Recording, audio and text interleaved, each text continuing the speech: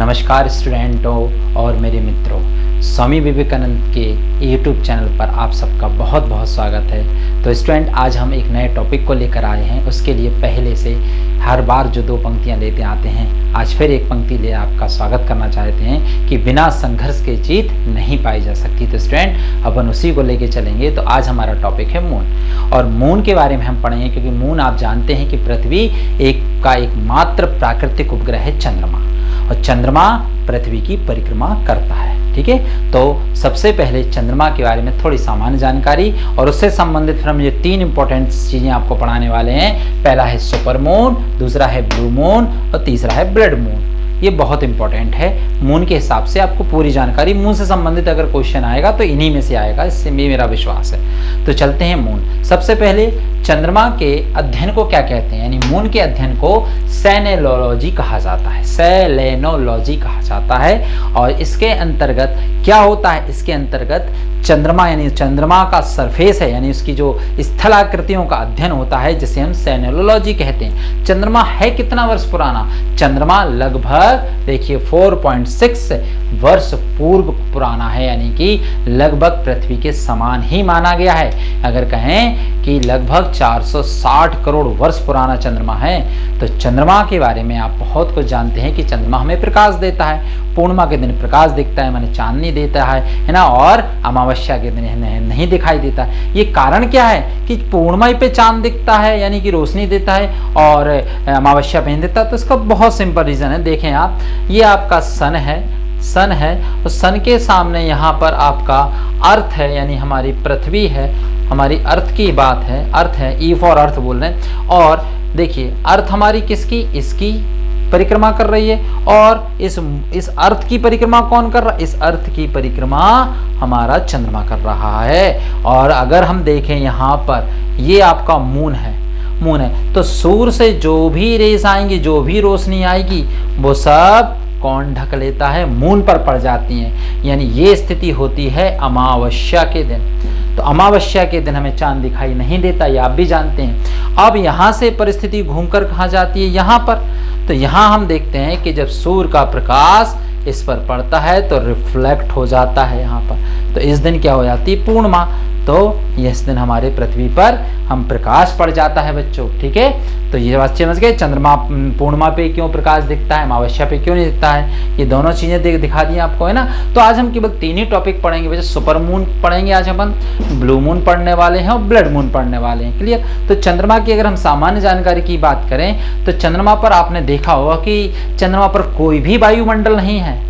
कोई भी वायुमंडल नहीं होने के कारण ही वहाँ पर जो दिन रात की अवधि होती है वो पृथ्वी से ज़्यादा हो जाती है। यानी सामान्य अगर दिन रात की बात करें तो लगभग सप्ताह तक दिन रात पहुँच जाते हैं। चंद्रमा पर आपने देखा होगा कि चंद्रमा का एक भाग, यानी चंद्रमा का हम 57% ही भाग देखते हैं। क्यों देख पाते हैं? क्योंकि चंद्रमा अपने अक्ष पर भी चक्कर लगाता है और परिपथ पे भी लगाता है।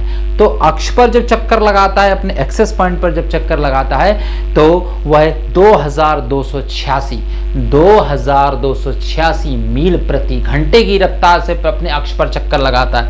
यानी कि अगर हम यहाँ पर डायग्राम बताएं तो ये अर्थ है हमारी, और अर्थ की जब मूवमेंट करता है, यानी उसका जो एक्सेस पॉइंट है, ये एक्सेस पॉइंट, इस पर जो घूमता है 2286 मील प्रति घंटे की रफ्तार से दौड़ता है चंद्रमा। और इस पर जो चक्कर लगाने में, एक रेवोल्यूशन कंप्लीट करने में, एक सर्किल पूरा करने में उसे 27 दिन लग जाते हैं, और आपके 7 घंटे का टाइम लगता है, और 43 मिनट का टाइम लगता है एक परिक्रमा करने में चंद्रमा को पृथ्वी के। क्लियर। आपने चंद्रमा का देखा होगा, चंद्रमा का आप पूरा भाग नहीं देख पाते। क्यों? इसी वजह से नहीं देख पाते हैं कि ये भी अर्थ भी घूम रही, साथ में ये भी घूम रहा है, तो हम 57% ही भाग देख पाते। चंद्रमा पर आपने देखा होगा धूल भरे बादल भी हैं, धूल दिखाई देती है, कुछ काले काले धब्बे दिखाई देते हैं। तो धब्बे क्या हैं? ऐसे धूल के मैदान हैं जिसे हम क्या कहते हैं? जिसे हम सी ऑफ ट्रैंक्विलिटी कहते हैं, यानी शांत सागर कहा जाता है उन्हें। सी ऑफ ट्रैंक्विलिटी कहा जाता है।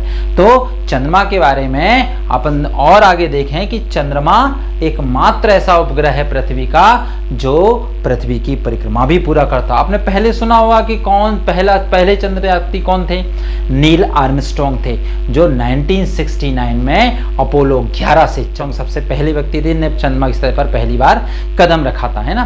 तो अब देखते हैं अपन चंद्रमा के बारे में और भी जानकारी कि जब वो उतरे उस सतह पर तो उन्होंने वहां की चट्टानों को देखा।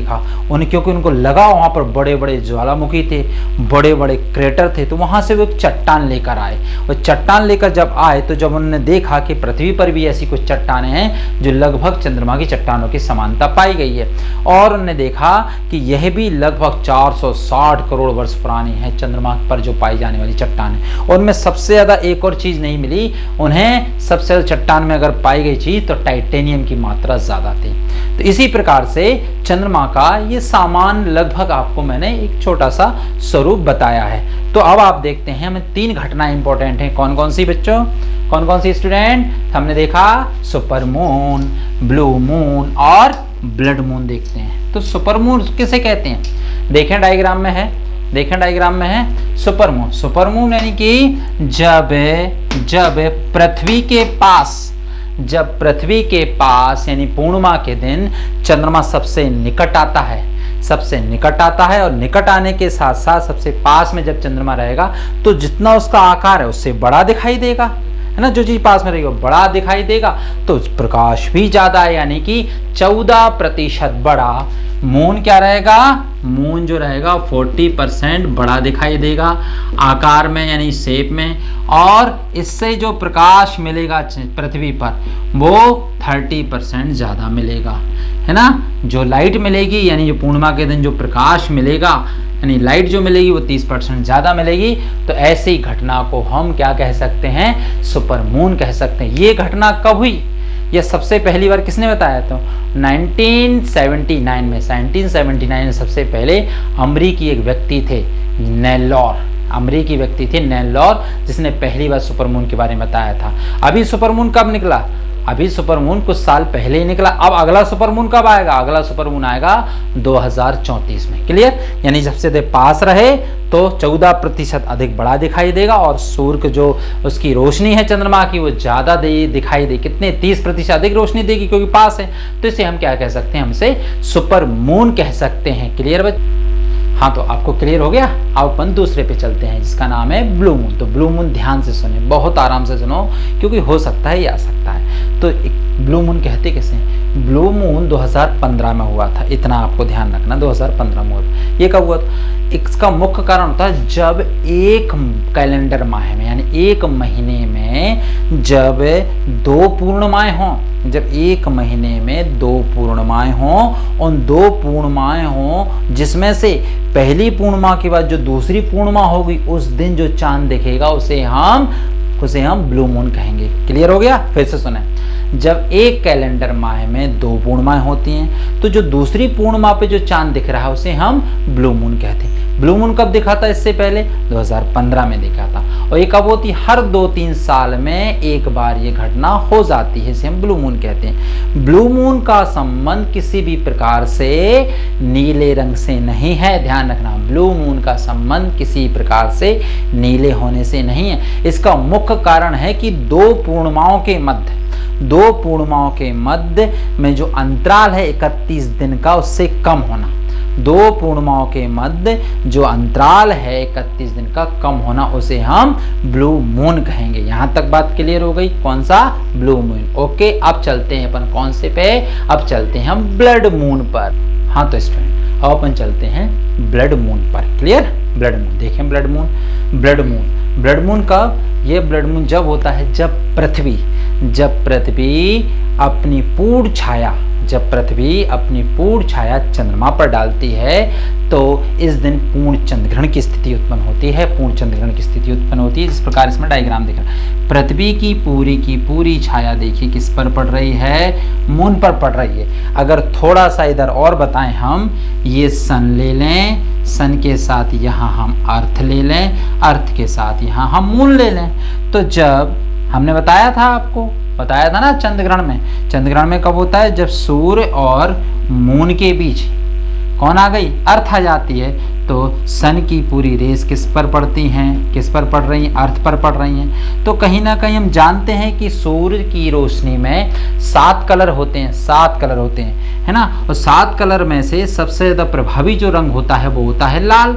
तो लाल रंग की जो तरंग दैर्घ्य होती है, जो वेव्स होती है, वो दूर तक जाती है, दूर से दिखाई देती है। तो कहीं ना कहीं अन्य रंग की जो किरणें हैं वो यहाँ पृथ्वी के वायुमंडल में दिखाई नहीं देती हैं, वायुमंडल में सूख जाती हैं, सूख जाती हैं। और लाल रंग की तरंग दैर्घ्य कहीं ना कहीं पूर्ण चंद्रग्रहण की स्थिति में यहाँ उत्पन्न होती है।